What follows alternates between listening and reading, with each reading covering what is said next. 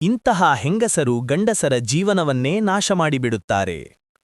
ಚಾಣಕ್ಯನು ನೀತಿಶಾಸ್ತ್ರದಲ್ಲಿ ಜೀವನದ ಪ್ರತಿಯೊಂದು ಕ್ಷೇತ್ರಕ್ಕೂ ಸಂಬಂಧಿಸಿದ ಪ್ರಮುಖ ವಿಷಯಗಳನ್ನು ಉಲ್ಲೇಖಿಸಿದ್ದಾರೆ.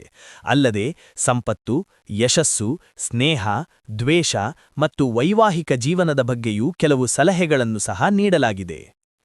ಆಚಾರ್ಯ ಚಾಣಕ್ಯ ಒಬ್ಬ ಮಹಾನ್ ತತ್ವಜ್ಞಾನಿ, ಸಲಹೆಗಾರ ಮತ್ತು ನುರಿತ ರಾಜಕಾರಣಿ. ಅವರು ನೀತಿಶಾಸ್ತ್ರದ ಪುಸ್ತಕವನ್ನು ಬರೆದಿದ್ದಾರೆ. ಅದರಲ್ಲಿ ಜೀವನಕ್ಕೆ ಸಂಬಂಧಿಸಿದ ಅನೇಕ ವಿಷಯಗಳನ್ನು ಉಲ್ಲೇಖಿಸಲಾಗಿದೆ.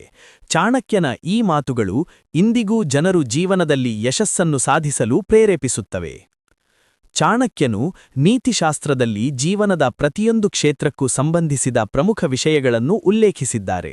ಅಲ್ಲದೆ ಸಂಪತ್ತು, ಯಶಸ್ಸು, ಸ್ನೇಹ, ದ್ವೇಷ ಮತ್ತು ವೈವಾಹಿಕ ಜೀವನದ ಬಗ್ಗೆಯೂ ಕೆಲವು ಸಲಹೆಗಳನ್ನು ಸಹ ನೀಡಲಾಗಿದೆ.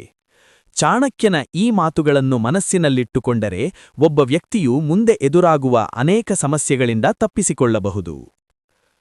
ಆಚಾರ್ಯ ಚಾಣಕ್ಯ ತನ್ನ ಚಾಣಕ್ಯ ನೀತಿಯಲ್ಲಿ ಪುರುಷ ಮತ್ತು ಮಹಿಳೆ ಇಬ್ಬರ ಒಳ್ಳೆಯ ಗುಣ ಮತ್ತು ಕೆಟ್ಟ ಗುಣಗಳ ಬಗ್ಗೆ ವಿವರಿಸಿದ್ದಾರೆ.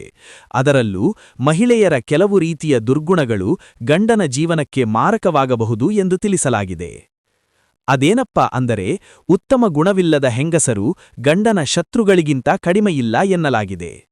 ಇಂತಹ ಮಹಿಳೆಯರು ತಮ್ಮ ಗಂಡನ ಜೀವನವನ್ನು ನರಕಕ್ಕಿಂತ ಕೆಟ್ಟದ್ದಾಗಿಸಿಬಿಡುತ್ತಾರೆ. ದುರಾಸೆ ಹೊಂದಿರುತ್ತಾರೋ ಅಂಥವರು ಗಂಡನ ಬಳಿ ಸದಾ ಹಣಕ್ಕಾಗಿ ಪೀಡಿಸುತ್ತಿದ್ದರೆ ಆತ ಬಡವನಾಗುತ್ತಾನೆ. ಹೆಂಡತಿಯ ಇಂತಹ ನಡವಳಿಕೆಗಳು ಪತಿಗೆ ಬಹಳಷ್ಟು ಹಾನಿಯನ್ನುಂಟು ಮಾಡುತ್ತವೆ. ಏನನ್ನೂ ಯೋಚಿಸದೇ ಮಾಡುವ ಹೆಂಗಸರು, ಅಂದರೆ ಯಾವುದೇ ಕೆಲಸ ಮಾಡುವ ಮುನ್ನ ಗಂಡನೊಂದಿಗೆ ಸಮಾಲೋಚನೆ ಮಾಡದೆ, ಪತಿ ಬುದ್ಧಿವಂತನಾಗಿದ್ದರೂ ಆತನಿಂದ ಮಾರ್ಗದರ್ಶನ ಪಡೆಯದೆ ತಮಗೆ ಮನಬಂದಂತೆ ಕೆಲಸಗಳನ್ನು ಮಾಡುವ ಮಹಿಳೆಯರು ಪುರುಷರ ಜೀವನವನ್ನು ಹಾಳು ಮಾಡಿಬಿಡುತ್ತಾರೆ. ಪುರುಷನ ಜೀವನದಲ್ಲಿ ಹೆಂಡತಿಯಾಗಿರುವ ಇಂತಹ ಮಹಿಳೆಯರು ಮಾಡುವ ತಪ್ಪುಗಳಿಂದ ಆತನ ಸಂಪೂರ್ಣ ಜೀವನವನ್ನೇ ಸರ್ವನಾಶ ಮಾಡಿಬಿಡುತ್ತಾರೆ. ಇದರಿಂದ ಆತ ಎಂದಿಗೂ ಉದ್ಧಾರ ಆಗುವುದಿಲ್ಲ. ಹೆಂಡತಿ ಬಳಿ ಗಂಡ ಹೇಳಬಾರದ ಗುಟ್ಟುಗಳು. ದೌರ್ಬಲ್ಯ. ಪುರುಷರೇ, ನಿಮ್ಮ ದೌರ್ಬಲ್ಯವನ್ನು ನಿಮ್ಮ ಸಂಗಾತಿಯೊಂದಿಗೆ ಎಂದಿಗೂ ಹೇಳಿಕೊಳ್ಳಬೇಡಿ, ಏಕೆಂದರೆ ಆಕೆ ನಿಮ್ಮ ದೌರ್ಬಲ್ಯವನ್ನೇ ನಿಮ್ಮ ವಿರುದ್ಧ ಅಸ್ತ್ರವಾಗಿ ಬಳಸಬಹುದು. ಇದಕ್ಕಾಗಿ ಆಕೆ ಏನು ಬೇಕಾದರೂ ಮಾಡಬಹುದು.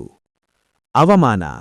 ನಿಮಗೆ ಆದ ಅವಮಾನದ ಬಗ್ಗೆ ಎಂದಿಗೂ ಹೆಂಡತಿಯ ಬಳಿ ಹೇಳಬೇಡ, ಏಕೆಂದರೆ ಭವಿಷ್ಯದಲ್ಲಿ ಆಕೆ ಇದೇ ವಿಚಾರವನ್ನಿಟ್ಟುಕೊಂಡು ನಿಮಗಾದ ಅವಮಾನವನ್ನು ಪದೇ ಪದೇ ಹೇಳಬಹುದು ಮತ್ತು ನಿಮ್ಮ ಬಗ್ಗೆ ಕೆಟ್ಟದ್ದಾಗಿ ಮಾತನಾಡುವ ಸಮಯ ಬರುತ್ತದೆ.